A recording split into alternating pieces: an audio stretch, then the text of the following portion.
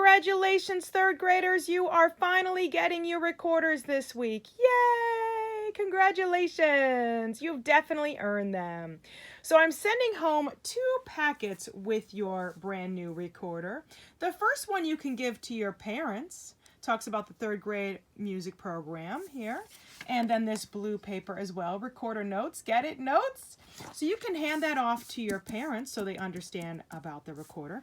And then you're getting your recorder karate packet, the white belt. So we're basing our recorder program off of karate. So each time you meet a goal, you get a belt. So we're going to start with the white belt.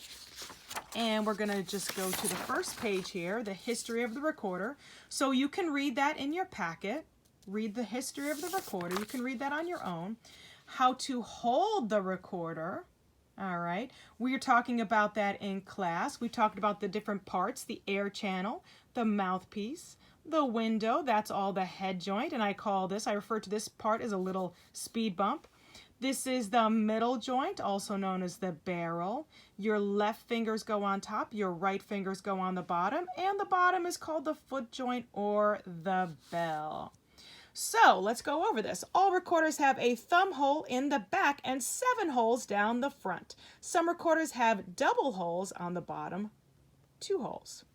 The left hand is placed at the top of the recorder, which is by the mouthpiece.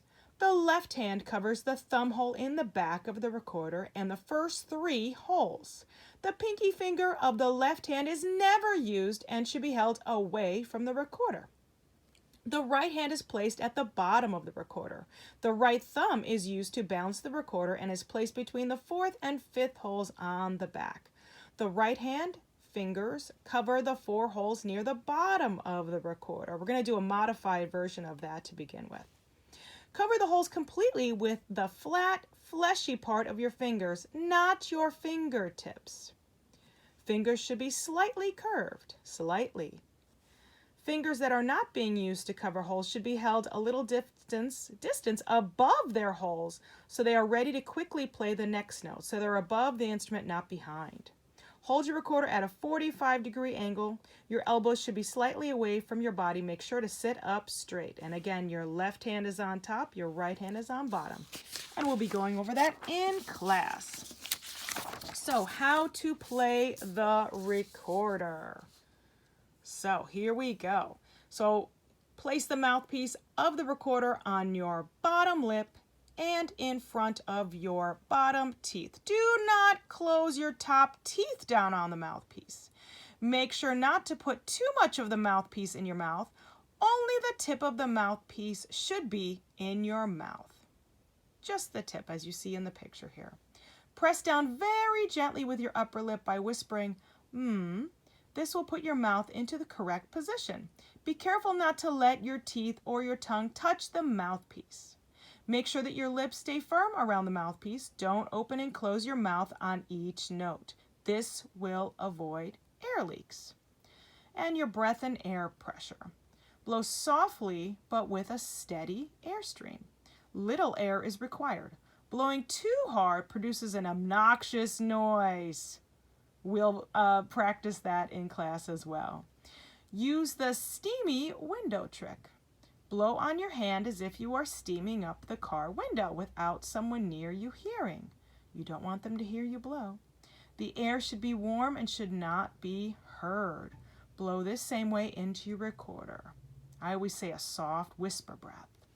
As you blow into the recorder, start the breath by whispering 2.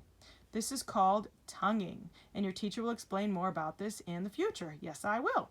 2 main causes for squeak. So you may notice your recorder squeak when you first learn how to play it. If you squeak, you may be blowing too hard. Try to blow with a very steady airstream. Another common reason for squeaks is that your fingers may not be covering the holes completely. Remember, leaks cause squeaks. Keep trying. So we're going to skip to the next page here. How we name the notes. So we have been practicing that for the last few weeks. All right. Music's written on a staff. We know that. We know the notes on the lines are E, G, B, D, F, or every good bird does fly. And the notes in the space spell face. So you get to try this on your own. I will give you the first note. This is a D. This is a D.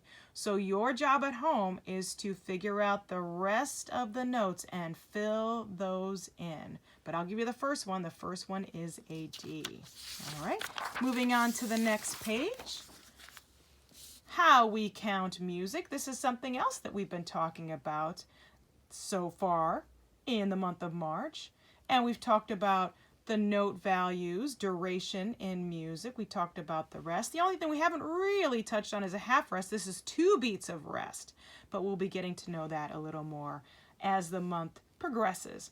And the last thing here is a measure. Okay, so the notes are going to be grouped in measures, and there's going to be a bar line. So music notes, bar line, music notes, bar line. At the very end, you'll see a double bar line here. That means to stop. The song is over. Which brings us to our white belt page, which will be covered in the next video. So great job, everybody. We'll see you in the next video.